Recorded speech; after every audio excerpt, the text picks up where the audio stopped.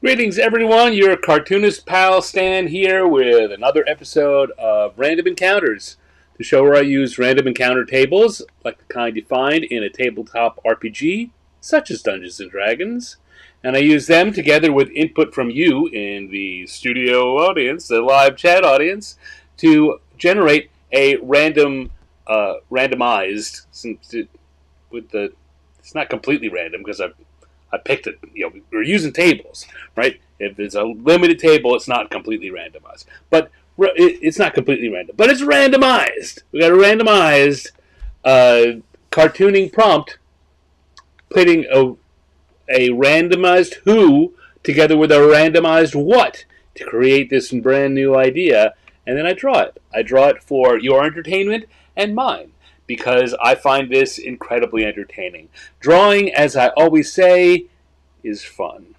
And that's what we're here about. We're here to do some fun, have some fun, and do some drawing. Hello to Michael Pastor and to Casey Butts. Thank you both for joining me. Thank you for being here in the live chat room. Yeah, so that's what it's all about. We grab some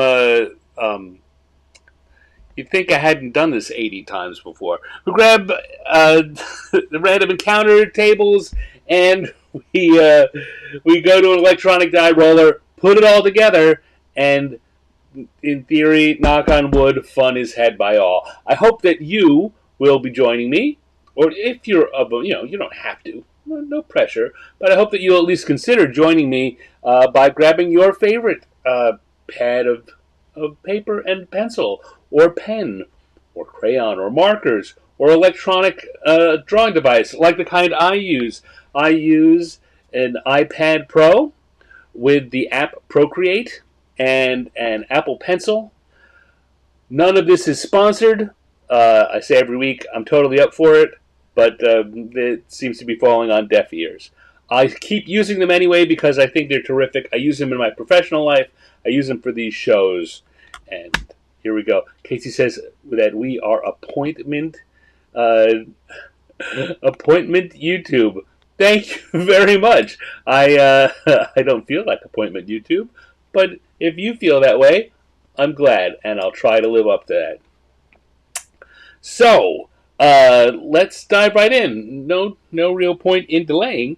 Gonna come over here and make sure I've got my iPad set up right. And then I'm going to click this button over here, and these are our encounter tables for the week. And like I say, I will come to you in the chat for either expanding on these, or if I roll the same thing twice, then I'm just going to come to you for ideas. And if you don't have anything, that's fine. I'll make them up myself, but I want you to feel part of the show. Michael says, need to find an Android Windows combo for drawing. Yeah, I mean, there's a lot out there, and I'm an Apple guy. I'm a Mac guy. Have been for years. So not surprising that I don't have a lot of good suggestions for that. But I've seen a lot of people that I watch on YouTube for tech updates and such also do things that are not specific to the Mac OS system. So I know they're out there. Just experiment, grab some, have some fun. There's a lot. You know what? You should find some that are cheap or free to play around with, and then wait until you like it before you give them any money, because there's so many free options out there. Once you've got the electronic, the pad or whatever you're drawing on, that's the expensive part. You have to have that. But yeah, do that. That's what I suggest. All right, so let's go over here. We're going to come to our electronic die roller, and as always, we're going to give it 3 rolls to get a good randomized number. So once and twice and third time is 6. 6, of course, in who is always adventurers.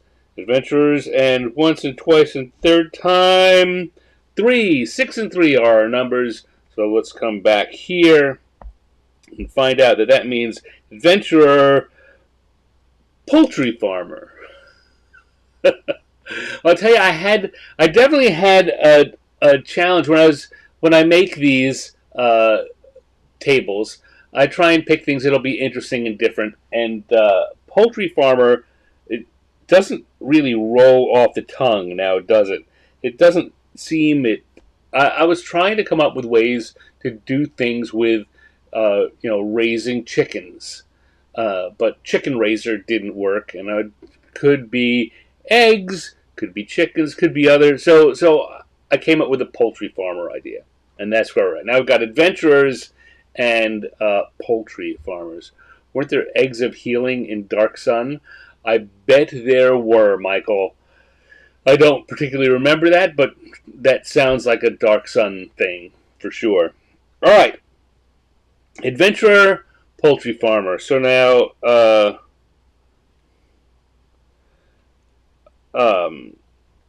here's what I think. I think we're gonna start with a nest.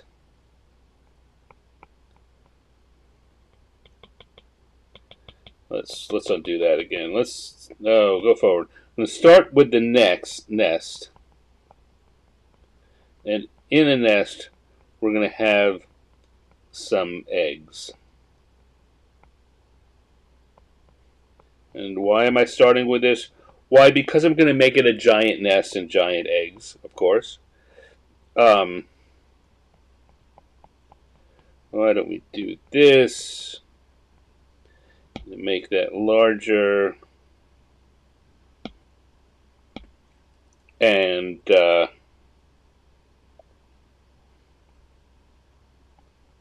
over here we're going to have characters, and I'll have a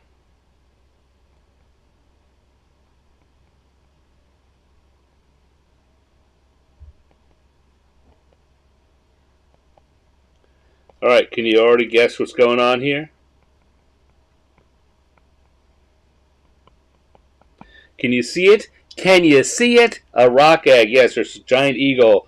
Some kind of something. And you know what? I usually do my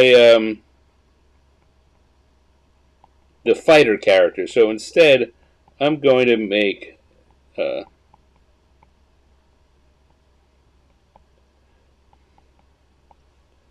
going to go with an elven sorceress.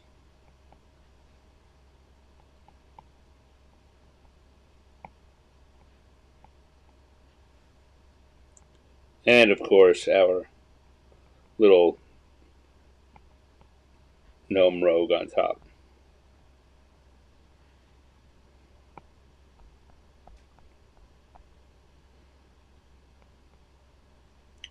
And I think I don't know that we're necessarily going to need a caption, but I have one in mind. Says, Michael says, Giant Eagle is the grocery store chain here in Pittsburgh. Well, there you go. So, one of my game industry heroes, and now one of my very good friends, Jeff Grubb, is from Pittsburgh originally, and is a proud what's the word? What's the word for someone from Pittsburgher? Pittsburghite? And we get a lot of Pittsburgh stories in our game groups. So I'm thinking maybe I want to lift this guy up. Maybe. There we go. And that'll give me room over here to put some words if I want to. Got to think ahead when you're doing cartooning like this, where you want to include the words. I talked last week about sometimes the ways you have to think about stacking the lines of text within a word balloon. That's one of the things you always have to think of. The other thing you need to bear in mind at this stage when you're beginning is how much is going to be said, and work out room, because you want, if you fill the whole image up with everything you need, then where is the word balloon going to go without covering up something essential?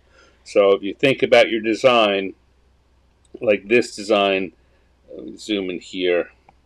This design, I've got the nest and I've got the eagle. The whole idea is that the word balloon will go in that area, and that will create this general flow for the panel design.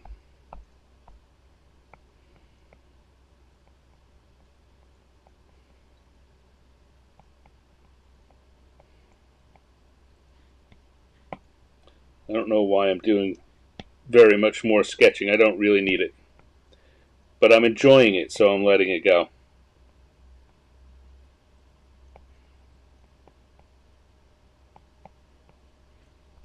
There we go. Alright, so now we're going to switch over to the lines layer and switch over to the black color for the inking brush. Let me just see what's going on here. You can smell what the rock is cooking. Oh yes. A WWE joke. No, that's funny. Can you smell it? So that is a line in an. If this was not a single panel comic, that is definitely a line to put in there. That's a crowd pleaser. Yuns is a plural. Yeah, yeah. I hear about Yuns all the time.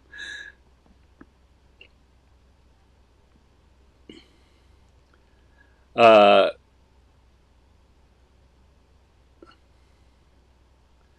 Says I've been collecting comics for as long as I've been playing D&D, and just recently learned that lettering happens after the pencils but before the inks. It's true, but the lettering happens after the pencils and before the inks, but the lettering is considered during the pencils part. The penciler in comics is definitely thinking about what's going to happen with uh, the letter, what the letterer is going to need to do.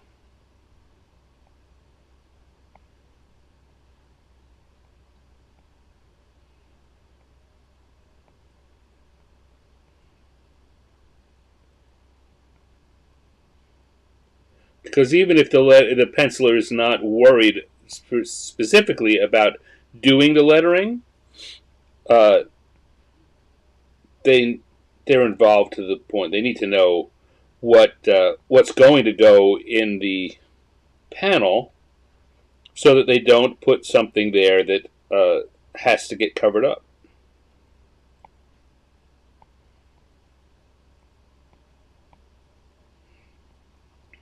All right, I'll get to that in a bit. I'm going to leave her hair till a bit later, because it can fill in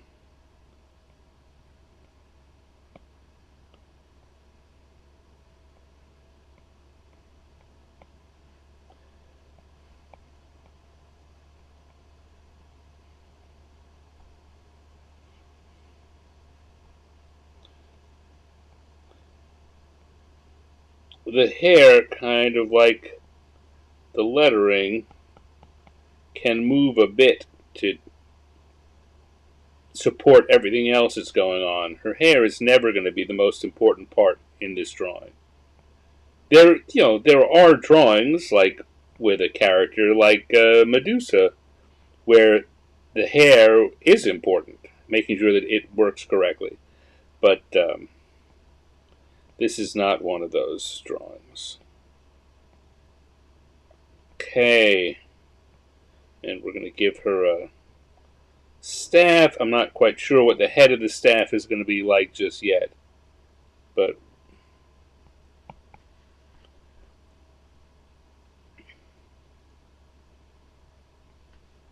it'd be interesting if it was, in fact, like an eagle motif like this.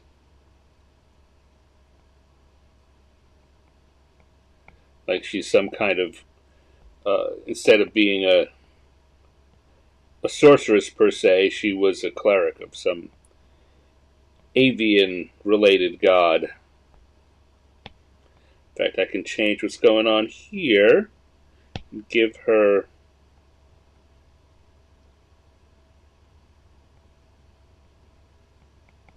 the tiara, which has that same kind of motif to it.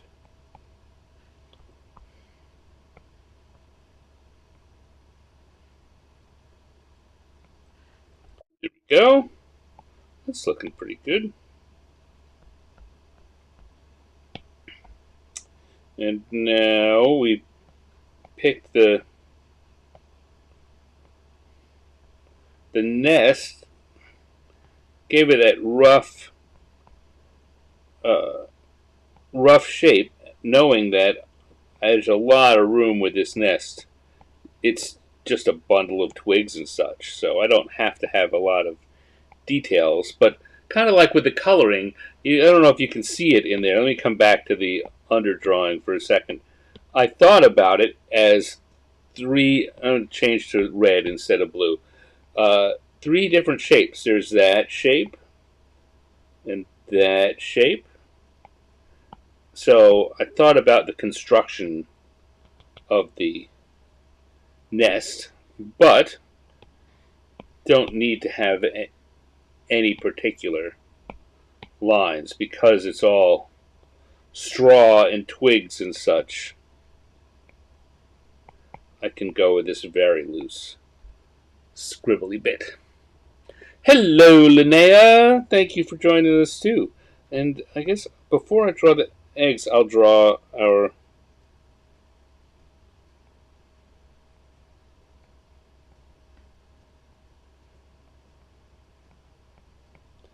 gnome here.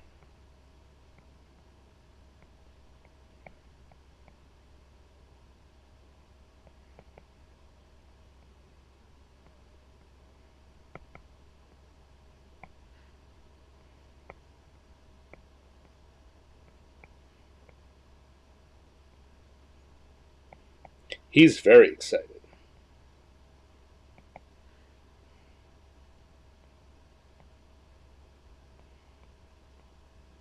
This is a loose version of another character that I've done a fair bit of as just a generic character. This gnome with a coat and a vest.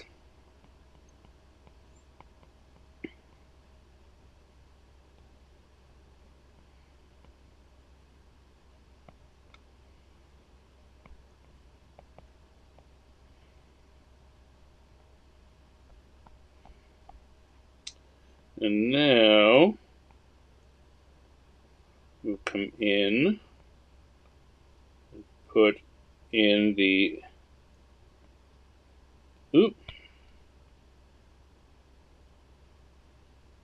egg shapes.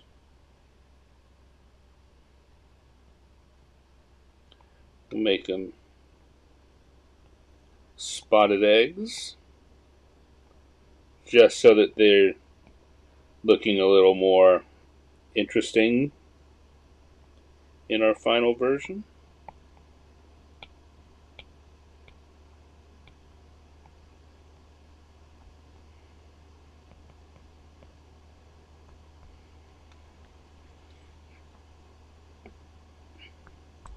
And then in the background, here comes Mama.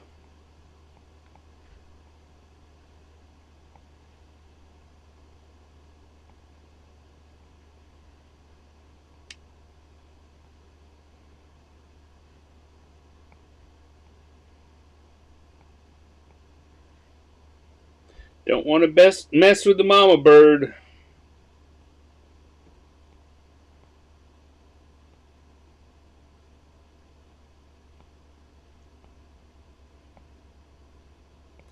Again, I suppose this is a good example also of you don't have to give all the details. I mean, this is not what I would want to show to any kind of art critic as how to draw an eagle or present it. But We don't. It's not the important part. We just need to get the idea in, and this idea of a big wingspan and a head and a tail. It's enough. It gets that. It gets the idea in. That's all we need for our cartoon.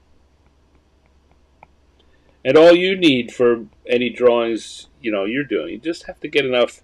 As I say, if the person looking at it knows what you mean, then you have a successful drawing. Now, you may want to add more art or craft to it than that, but you could consider this, or I would consider this, a successful drawing of an eagle or a large bird. And maybe people wouldn't guess eagle on the very first try. Maybe they would. But it's successful because the audience understands what it is. And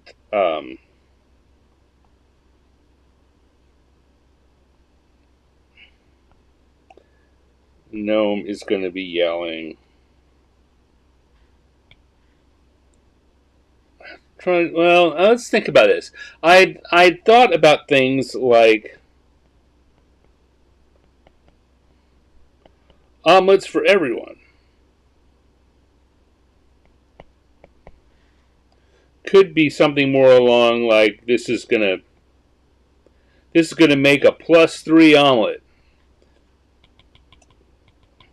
Something like that. You guys can. You know what? I'm gonna give you that assignment. Think about how a phrase, how we might want to put the final text on it. In the end, as I said before, we actually could get away with not having any text. The image itself is funny enough, is cute enough that it doesn't necessarily need it. Okay, here's what I need to do though. I need to make the coat longer or the trim shorter. I'm going to make the trim shorter. And then make sure the egg shows underneath. There we go.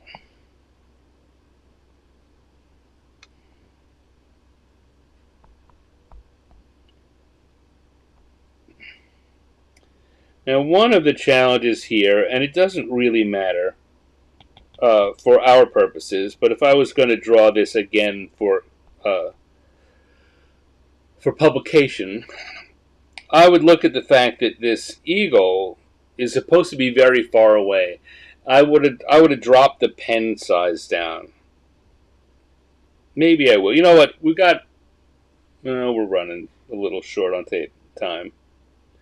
You know what? So there's two things you can do. One is you want to worry with your pen size that as things get further away in the distance in the drawing, you probably want to use thinner lines to use them. On the other hand, one of the things I do in a lot of my drawings, in fact, you see it a lot in the thumbnail promos for this show, is I will grab. So what I'm going to do is grab these lines here, and I am going to right now. I'm going to alpha lock this, which means that it's only going to affect the lines that are already on the page. I can't draw anywhere that doesn't already have lines. And I'm going to take a color. I'm going to go with a blue, a grayish blue. And I'm going to fill that section. And now it's not maybe a little too light. But I'm going to make the color of the lines not black. And that's going to hint to the idea that this bird is in the distance. Now let's go and do some coloring. Now that I've squandered time we don't really have, I'm going to switch to my gloaming brush. Come up to the colors. We're going to grab our regular old pink flesh, Caucasian-y flesh tone.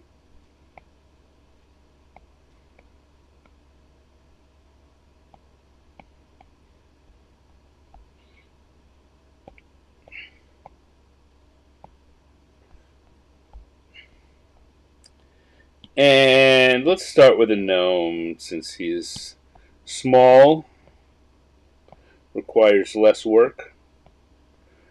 Do that. I'm going to grab a little greenish gray there. I'm going to give him a golden vest like that. And I'll tell you, I'm picking these colors very quickly because as I was saying before, I've done this character a fair bit, and uh, uh, I know that when I do these things, they kind of work well together. But I could have chosen anything. And then um,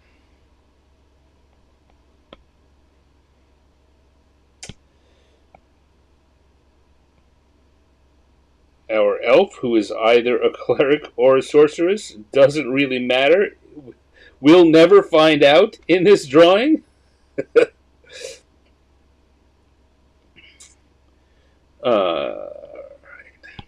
Darker for that and that. There we go. Even darker for the inside part.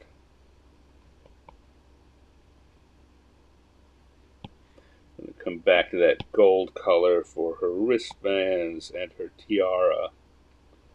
And the head of the staff. Again, you'll see that I reuse colors a lot.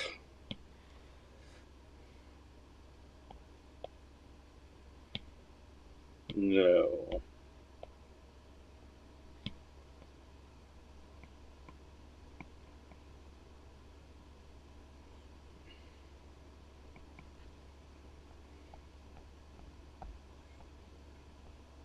There we go. Now I'm going to come here. I'm going to use a kind of straw brown color for the nest. And again, I'm doing another version of the shape within a shape. I showed you the shapes I used to construct this. Well, I'm keeping those in mind as I do my coloring here. Go.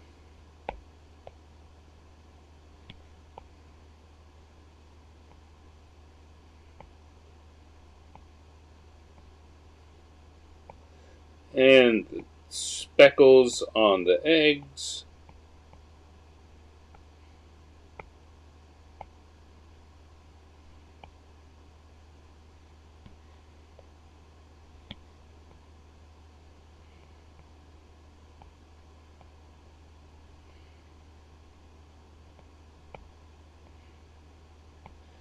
Using these all really more like a shading tool than a coloring.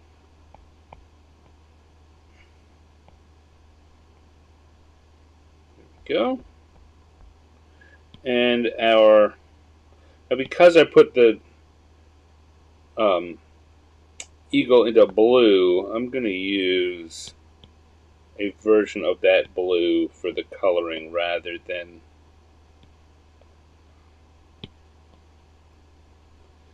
lighter than that.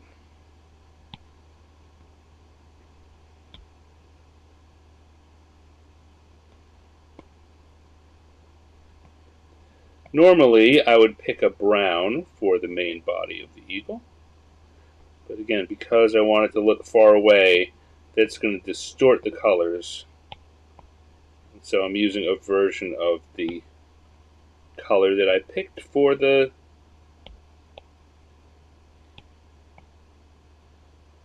wings. There we go. Alright, have you guys thought a bit about what you want, what we should do for um, the caption. What should the gnome be saying specifically? I'm about to look up here, so if you have, put it in the chat. Otherwise, I'm going to be picking on my own. And I want you guys to be part of this. There we go, looking pretty good. Come in, a little bit of shading on her. Not a lot. Just a bit here and there. And we're looking good. We've got our situation. We've got our adventures, poultry farming. I think this really is more like egg collecting than poultry farming, but that's it's one of the fun things about this kind of project. You could look at this and say, well, I got it wrong, right? They're not poultry farmers. I've gone off in a completely different direction, but that actually really is the point of this kind of exercise for fun. Is you randomly throw a few things together, and you see where it takes your brain. And so, a poultry farmer as the lead has turned into this, and I think this is plenty funny. Poultry farmer, I can even go back and do it again. Come up with something new, something different. Easter was super easy this year. That's funny.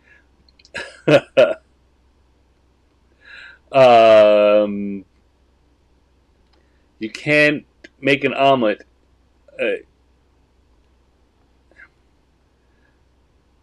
This is where the Easter Bunny is. Behold the largest omelet. Yeah, I think something with the omelet is for sure where I'm leaning here. It's like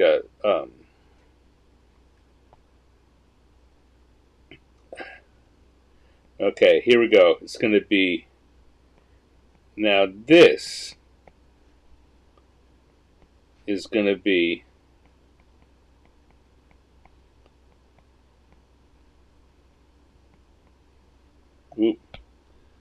the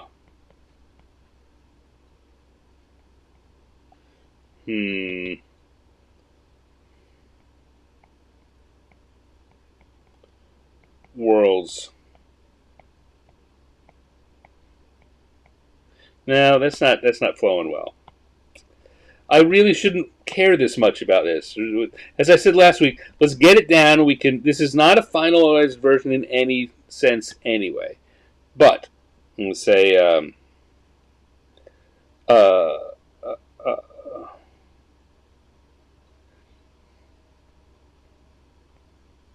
behold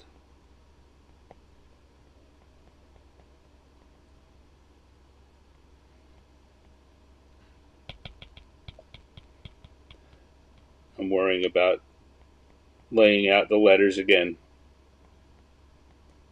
The world's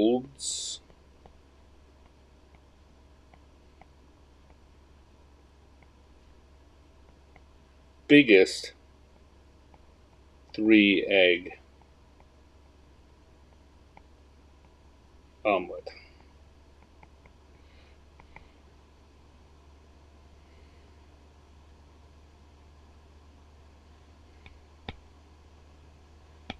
Yeah, again, if we were going to sell this, if I was going to try and pitch it for sale, I'd stick this in a drawer for a few days and come back and work on that. But as it is, I think that we have come up with a completely viable adventurer poultry farmer.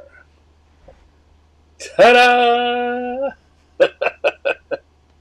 All right, let's see. Becky's here. Hello, Becky. Thank you for joining in. Ravenlore's here. Patrick is here. Chris Andrew is here. We're having fun. No.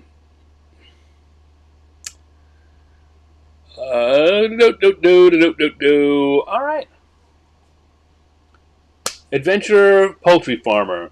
I think when I write this up, I'm going to call it egg farmer instead of poultry farmer.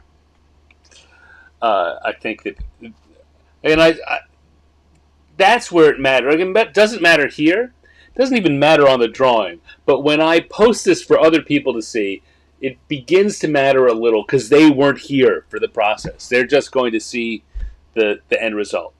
So you may notice when I post these to my social media that sometimes I will tweak the what we rolled up randomly uh, because we have gone through this process and the prompt we have purposely played with the prompt to get a new thing. And if you hadn't seen that action, the prompt now seems dislocated from the drawing. Thankfully, once I tell people what they are, they if they were here, they'd understand. And since they weren't here, they also understand. And everybody's happy. All right, one more little sip here. And it's time to move on to a second drawing. So I'm going to come back and turn off round 1, turn on round 2, turn on our random encounter tables, and go back to the dice. So here we go. For our who is once or twice a third time, and 2 is our second who, and once or twice a third time, 6 is our second what. Let's come back and see what that gets us. A demon, balloon animals. All right, I purposely left balloon animals when I was putting this together. I originally had making balloon animals or different ways of saying this. But by putting balloon animals, we can interpret it. Again, just like we did last time. Interpret it how we want. So demon and balloon animals. Now, it could be a balloon animal of a demon, or it could be a demon making balloon animals.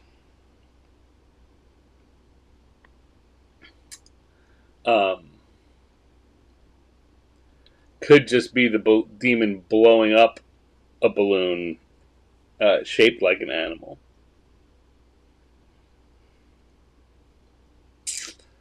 I'm thinking. You guys have any thoughts?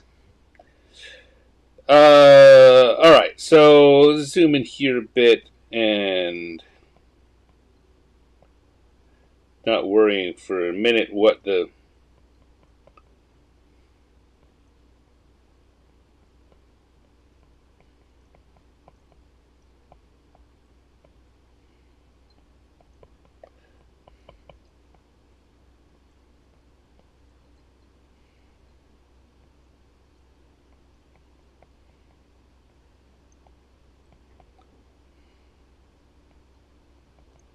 what we've got.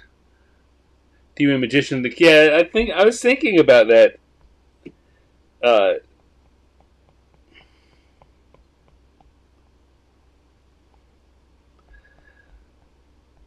So zoom that out over here.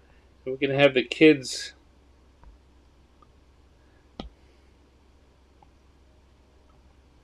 The kids sitting down here.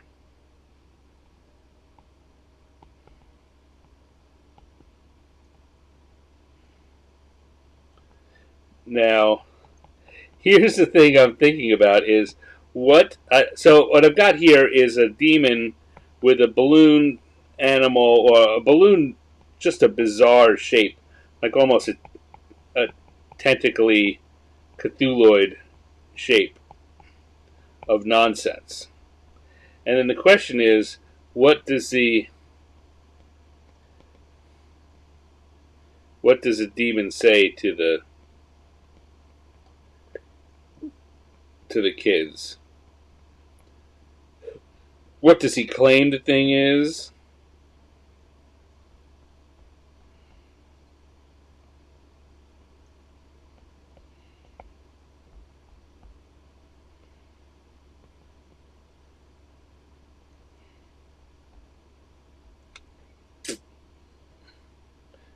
Mimic balloons.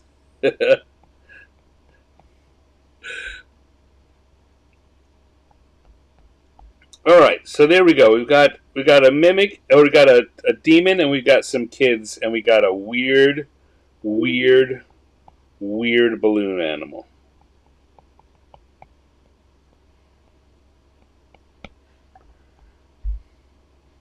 So let's hop over to the lines layer and just start drawing, because in fact I'm going to start with the kids.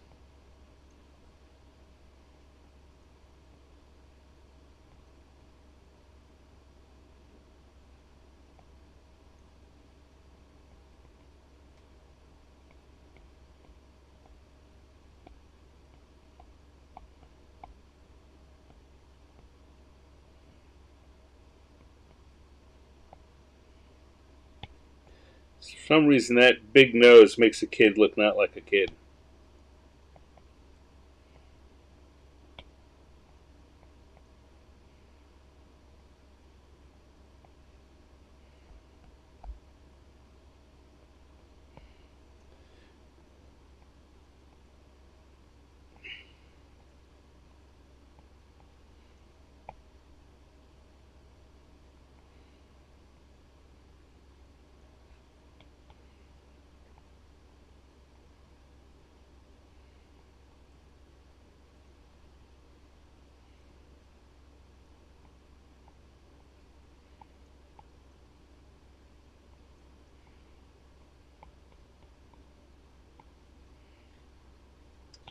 Undo that, undo that.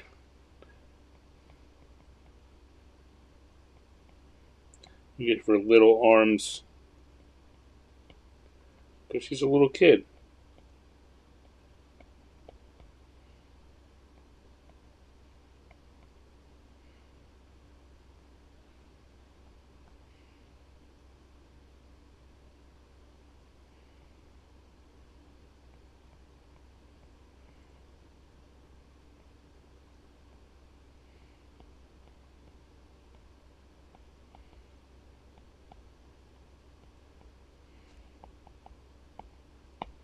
There we go.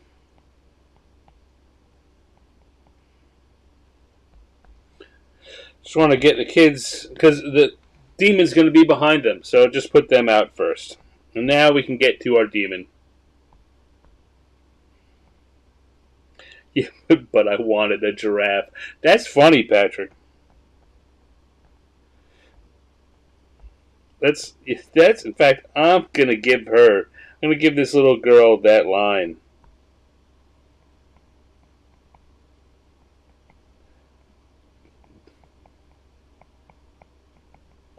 But I wanted a giraffe.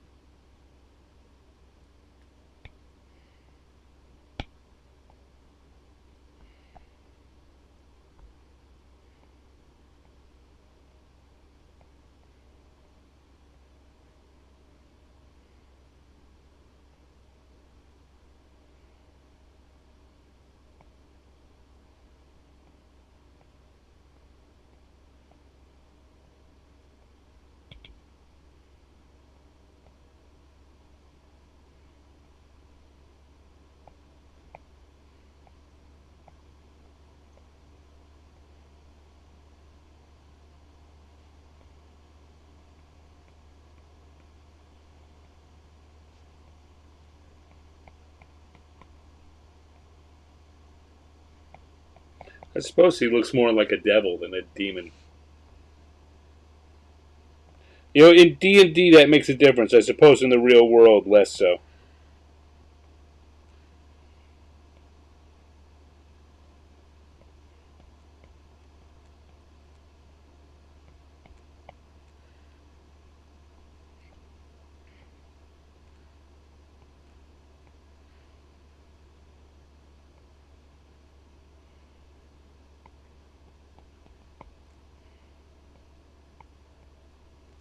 He's got a little bag where he's got his balloons and other stuff to pull out from.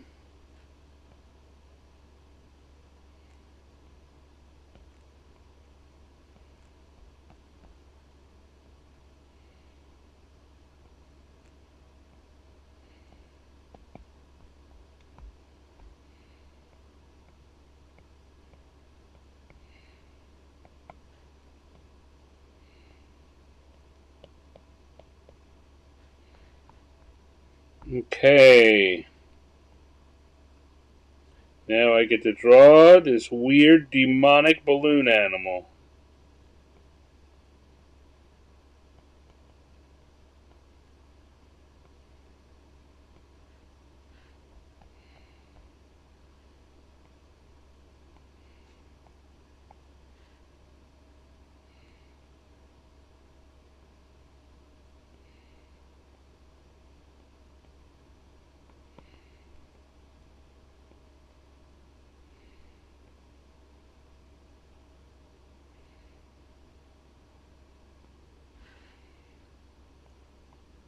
And I suppose it just gets weird. Right? This whole, and I can draw any shape I want. It doesn't matter. How did it get that way? I don't know. He folded the balloons.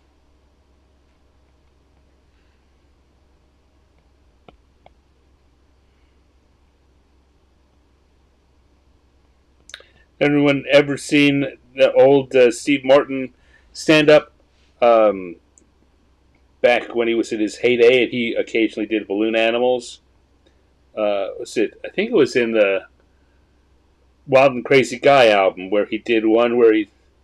I mean, you couldn't see it because it was a record, but on the stage he did a balloon animal. He said, "Let's fun with balloon animals," and you could hear him just squicking and squicking, and people were laughing because apparently it didn't look like much of anything.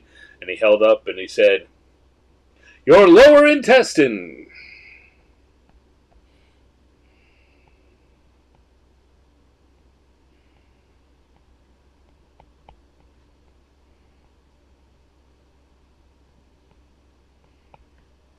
That's what I'm thinking about this thing.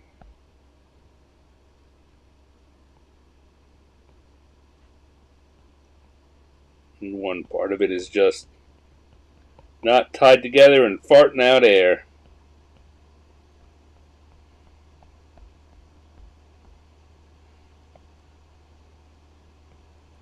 Here we go.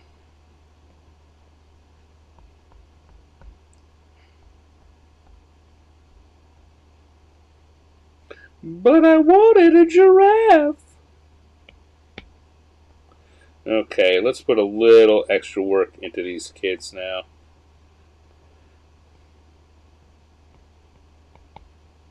Not a lot, mind you.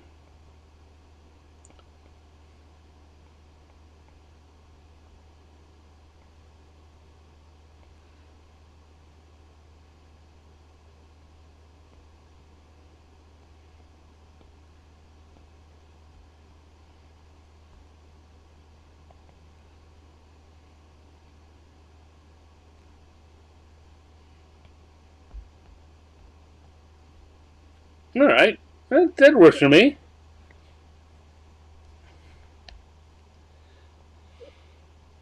You had all of Steve Martin's albums? Yeah, man, some of those, there's a good era for comedy records. Okay, let's throw some color on here and call her done. So we'll start again with our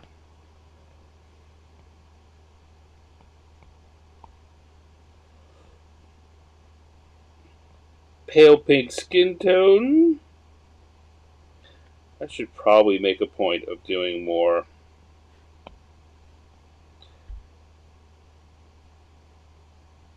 Being a little more inclusive.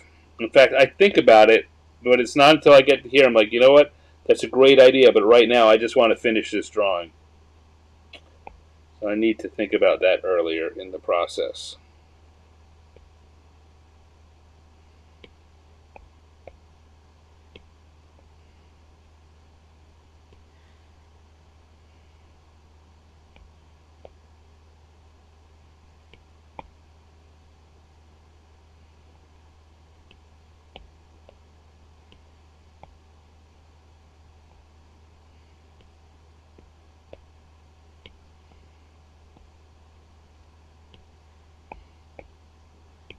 Just picking colors quickly here so I can get the kids done.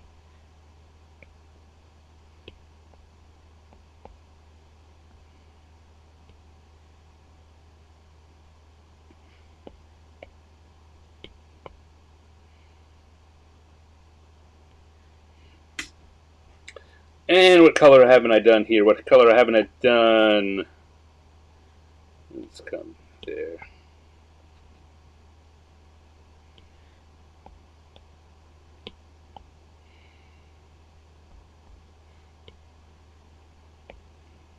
Okay. Our demon.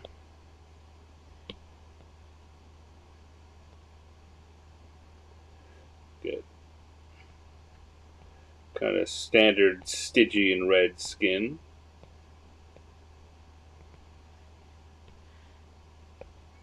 We'll go with black horns. Like so.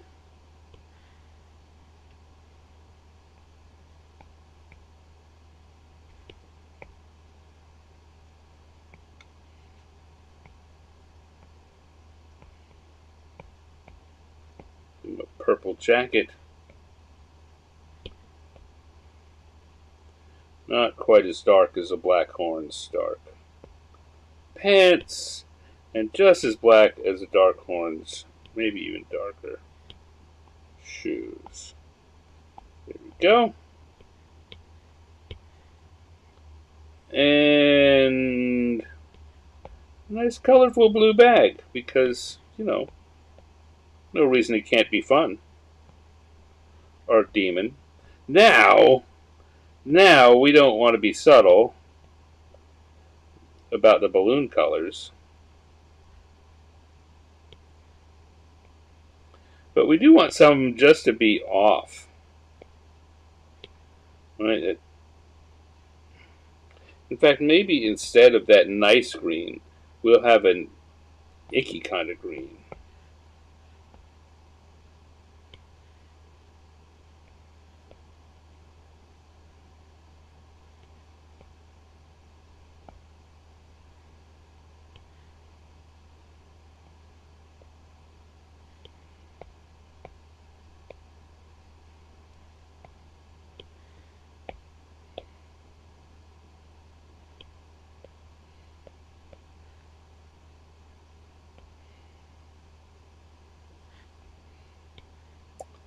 And we'll need a blue. Gotta mix the colors up with the balloon animals.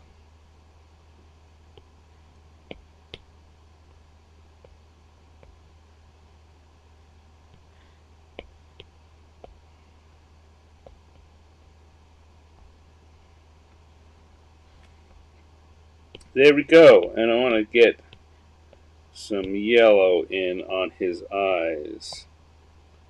His teeth too? No, his teeth can be white. Just becomes harder to recognize them as teeth if I make them orange or yellow. Alright, there we go. I'm not sure we really need a whole lot in the way of shading on this one. There's a lot going on.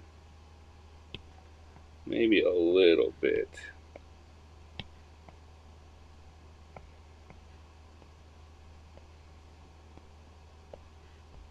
Not a lot. I don't think that... I was about to say, I don't think that the jacket needs it, and I immediately started reaching for a color to do a little bit on it. Again, these little bits of shading just add that hint of depth and texture that make the whole thing pop a little more.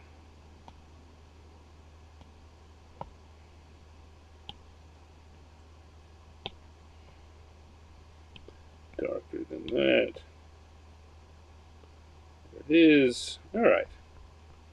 There we go. I think that's set. In fact, I'm going to drop the colors back about 5-10%. There we go. And that'll be it. I'm gonna go back to my inking brush. I'm gonna come back over here, and I'm gonna put my little stand in the bottom. You know, I just realized something else I need to do. Come back to those colors that I thought I was done with, and boop.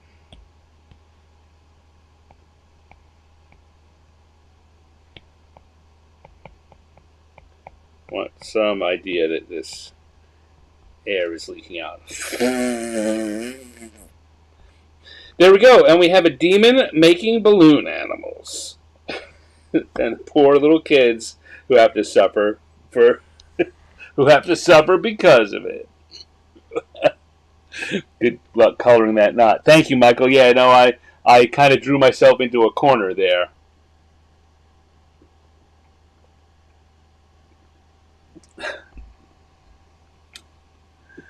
Let's see. This is how you start a cult. Did you mean to start a cult? The devil works better as a magician. His assistant would be a big, dumb demon. Yeah. Yeah. Dun, dun, dun. Oh, blah, blah, blah. But I wanted a giraffe. That's funny. That's funny. That's the kind of non sequitur thing that really appeals to me. That's my kind of humor. Well done, Patrick. Okay, so do one more? What do you think? Do one more? Yeah, do one more. Okay, let's come here and we will close out round 2. Open up round 3. Come back to our encounter tables and go back to the dice one more time, and see what we get. What do the dice give us? What do they think? Once, twice, a third time, 4. 4 is our final who, and once and twice and third time, 3. Did we do 3 last time? 3 is our what? 3 was poultry farmer. So we could go for any other 3. We could do the 2 is, or the 4 is an owlbear, which is always fun. So we could do an owlbear, and then pick another thing for the owlbear to be. Or we could flop them, and then we've got a Minotaur Rubik's Cube. Kind of like a Minotaur Rubik's Cube. What do you guys think? Any input? Or you guys can start throwing suggestions to me, which you know also always makes me happy. So I'm going to give myself another little pause while you consider those choices. But if you don't come back with anything, I'm going for the Minotaur and the Rubik's Cube.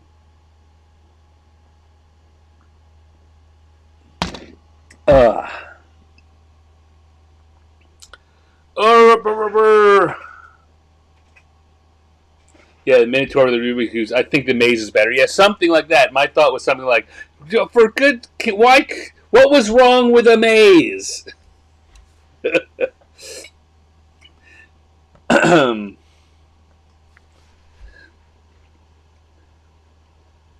Chris says the Minotaur and the piano player. Could be. I'm kind of liking the Rubik's Cube. I've had Rubik's Cube up here for a few weeks, and I've been thinking about it. All right, I'm going to make an executive decision here because I get to do that. I'm the executive. And we're going to go with the Minotaur and the Rubik's Cube. So, turn off that. And we'll come back here to our studio pen. Blue. And we got a Minotaur and Rubik's Cube. Oh, stop that. So part of the problem here, one of the reasons I talk about this sometimes, or I've talked about this before, sometimes you'll see things I draw disappear or suddenly the art start to go backwards, and that's because I'm not using one of those those gloves that you often will see artists use. I've got one right here. I just don't like using it. You know, the kind with the fingers cut out on it. I'll put it on here. Right, I've got one of these because if you wear these, because if I touch the touchpad with this, it will register it as a touch, and then there are touch directions, kind of like hotkeys. There are touch hotkeys with these drawings, and very often it will read my palm and the pen getting close at the same time as meaning undo. It's like a big Control-Z, and then it hops backwards a step or two, and I wind up having to redo what I just had done. But here we go. So we're going to have a Minotaur. A Minotaur, I always talk about using basic shapes. So when I do a cow's head, it's usually a ovalish like that, and either a square or another oval there like that is the basic shape, and then I can do horns and expressions and whatever. So I'm just starting with that first part, because I also, with Minotaurs, I want big, wide shoulders. So there could be the basic shape for the Minotaur head and shoulders. We've got ears and horns. Let me turn on my eraser and get rid of the example head. We don't need a Minotaur head just kind of floating in space next to our Minotaur. But I want so very often for a Minotaur, sometimes I'll go really big and got big shoulders like that and tiny little legs. Right? I don't think I want to get quite, and then usually very big arms. I don't think I want to get that out of control with this Minotaur. But I do want big, beefy shoulders. Beefy. I crack myself up.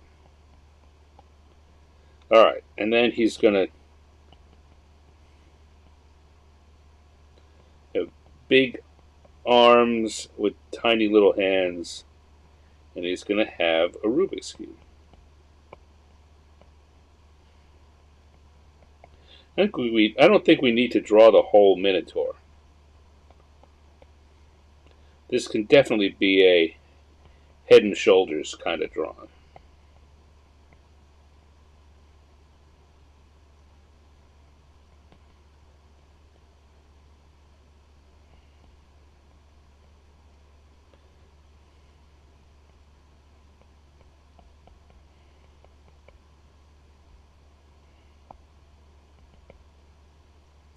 And then we'll have a tail coming up on the side so that we can grab the whole thing, make it bigger, and that can be, well, alright, so I'm going to take that tail out of there, and I'm going to put it over here. There we go. Just so we know that there's more than we're not seeing. And then I'm going to lower this a little. Whoop. I want to see the whole page. Lower this a little bit on the page there so that we can have him say, you know,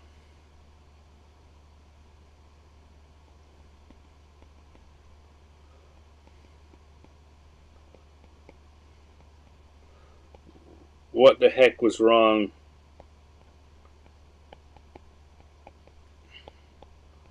with a maze?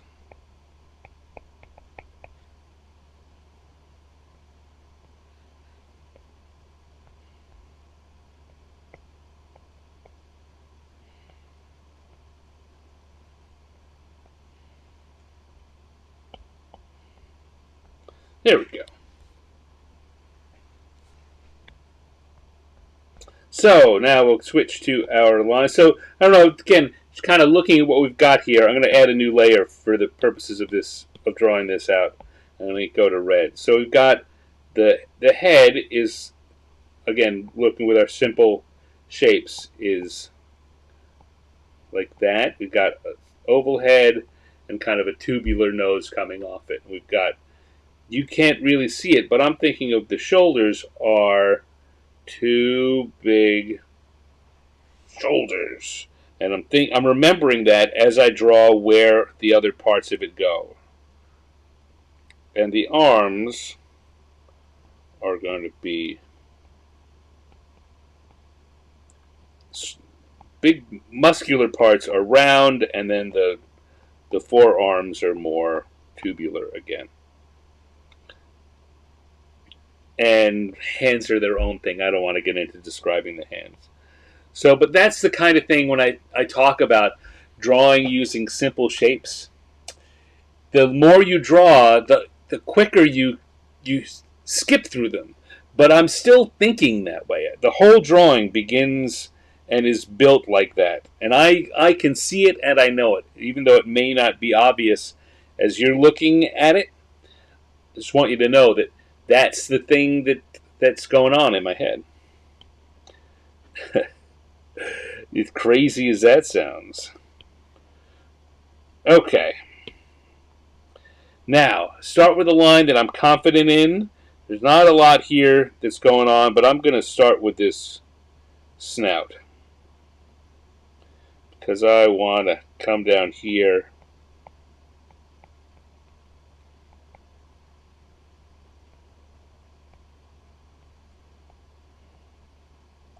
Now we have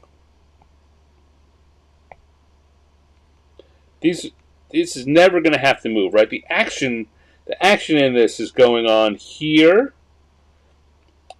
and maybe up here. These are areas that I'm going to have to get right. I might have to redo lines, but if this mouth down there is the bedrock around which the rest of the drawing is kind of hanging. So that's why I picked it. It's a line I was confident in.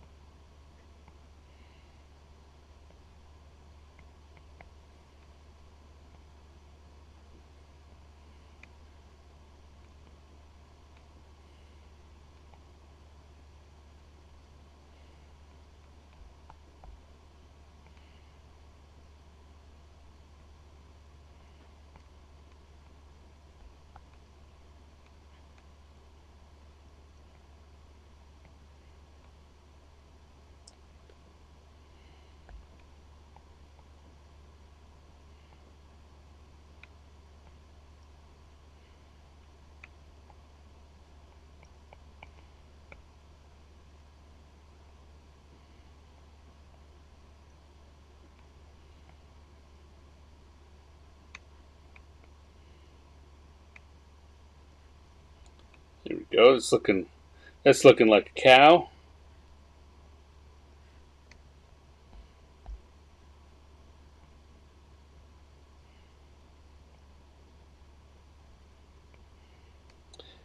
And now there's some of this. Say the more you do drawing, the more you'll get familiar with things like parts of the body and how they work in your drawing, what's effective and what's not. And so I'm just looking at what I'm doing with these arms.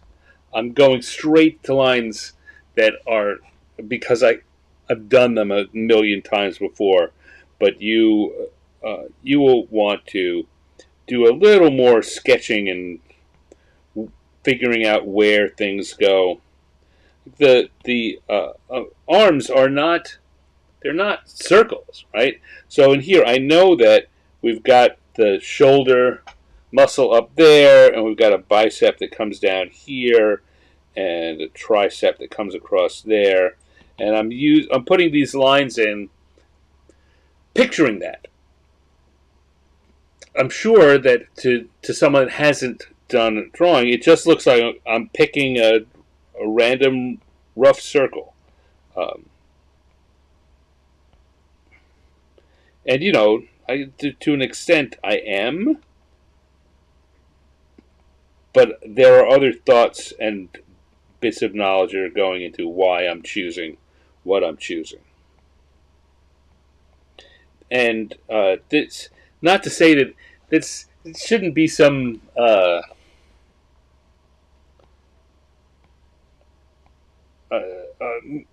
mystic, obtuse thing to you, and it's the kind of thing you can learn pretty quickly if you practice.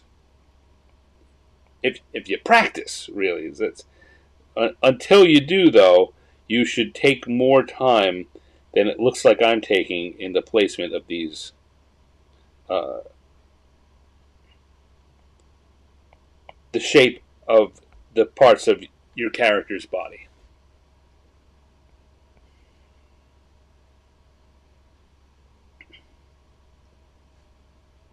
Nope, those aren't right.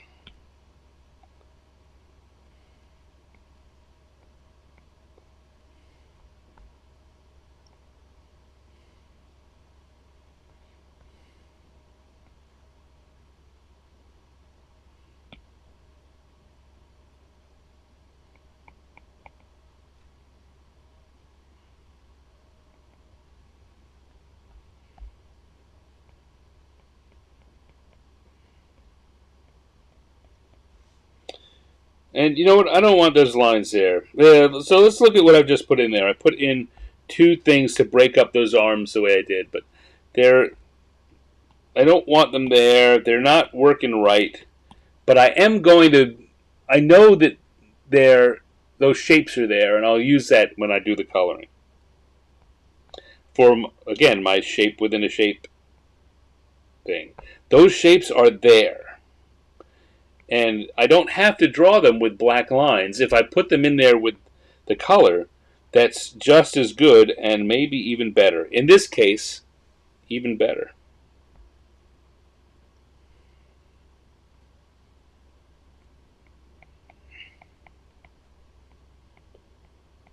And here I am purposely making the lettering not exactly straight. It's a little off kilter, and that's to increase the feeling of the nervous pressure. I can't. If I was doing this for recording, I'd have him saying, "What the heck is wrong with the maze?" But I can't get that kind of sound effect into the drawing. But I've got to find a way to try to get it across.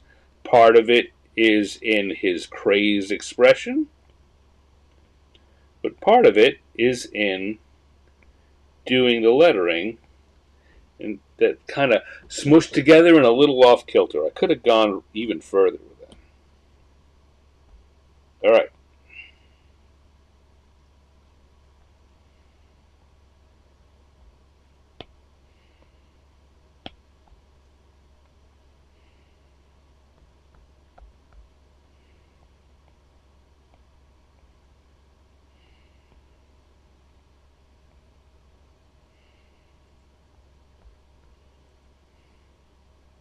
Let's turn off the sketch layer and see what we got here.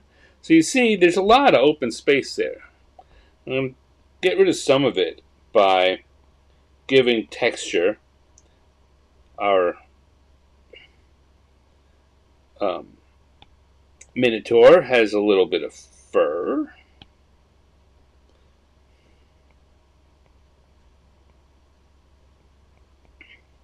Couple with these little shady lines, a little bit of that.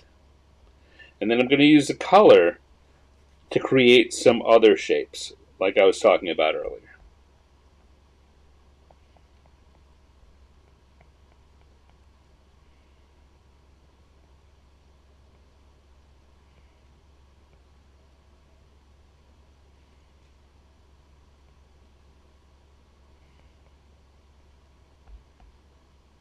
All right.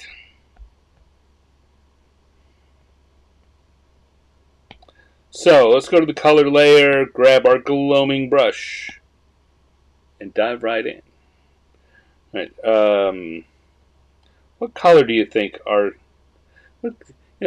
Is it brown? Is it red? If you look on cartoons of minotaurs, they very often are colored either brown or red. Cows generally brown or black. Sometimes white with black stripes. Minotaurs almost always are a brown or a red. I never really quite knew why red, but that's one of the things that pops into my head.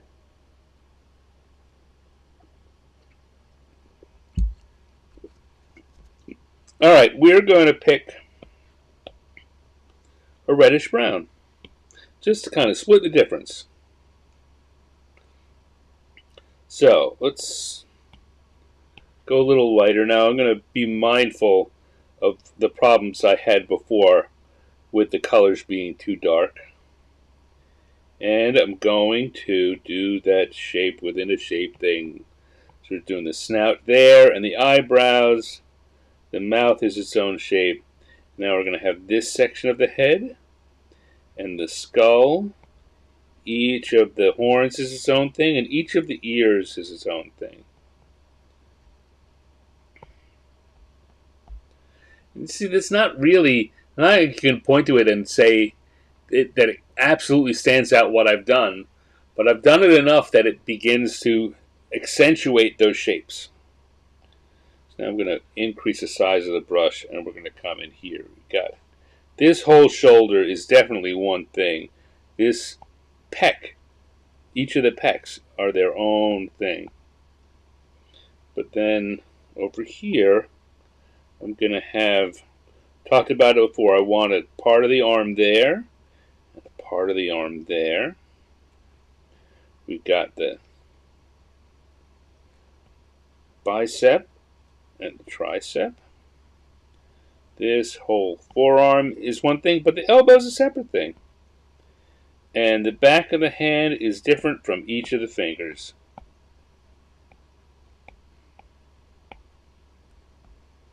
Now, if it's looking like there's too much open space, like it is right now, you can close some of it up. But don't worry about, in fact, don't try to.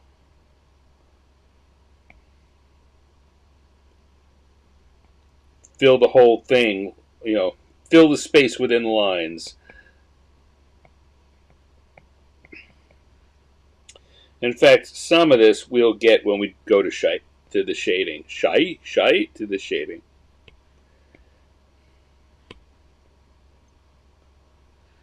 Go.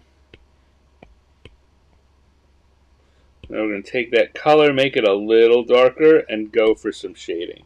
Again, I'm going to do that, and I'm going to follow where I know there are shapes. Just put a little bit of shade at the bottom side of each shape.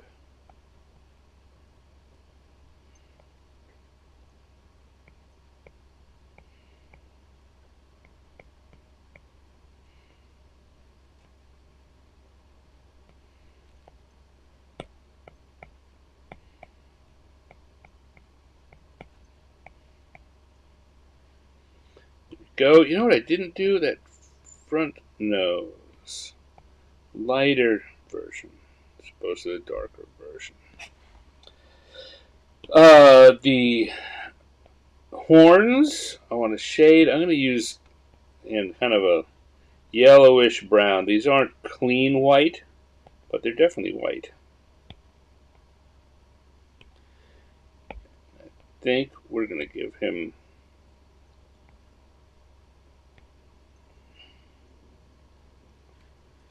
go red eyes and oops and tongue. And then what's there left to do? Well, there's the Rubik's Cube. We haven't put any color on the Rubik's Cube yet. So we're going to have a couple of reds and blue,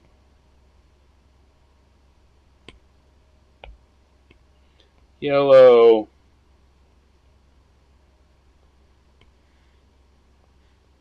green,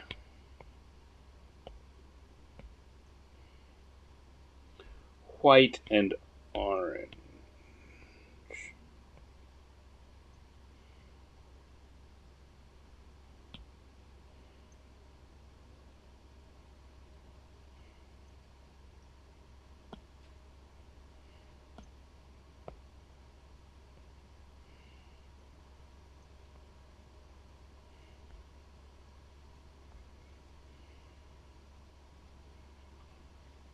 So I'm going to come back to my lines layer because having put all that on, the cube no longer looks like it no longer looks like it is in motion.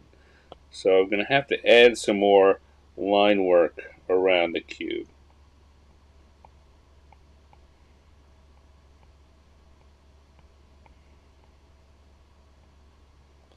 Let me do a little bit of that, just parallel lines near the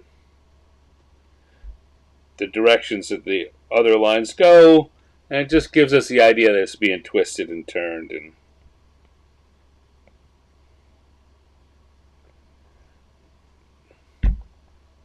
trying to solve it.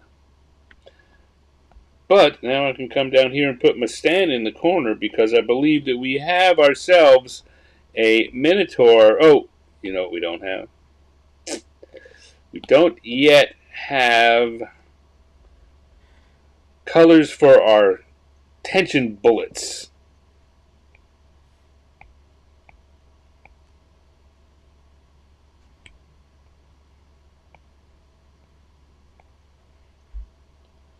There we go.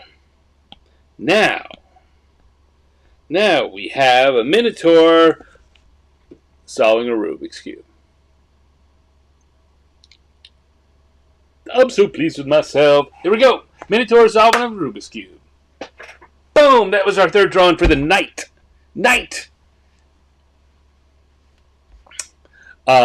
Yeah. Let's see what's going on in the chat room here. Cube colors are red, orange, yellow, green, and blue. I got it right. But thank you for catching me on that, because I was just going, I don't know, what? Yeah, yep, nope. Red, orange, green, blue. And white. There's a white on the, and white. Oh, yeah, it says. So, thank you. I feel just kind of dumb luck that I got it right. Or, vestigial memory.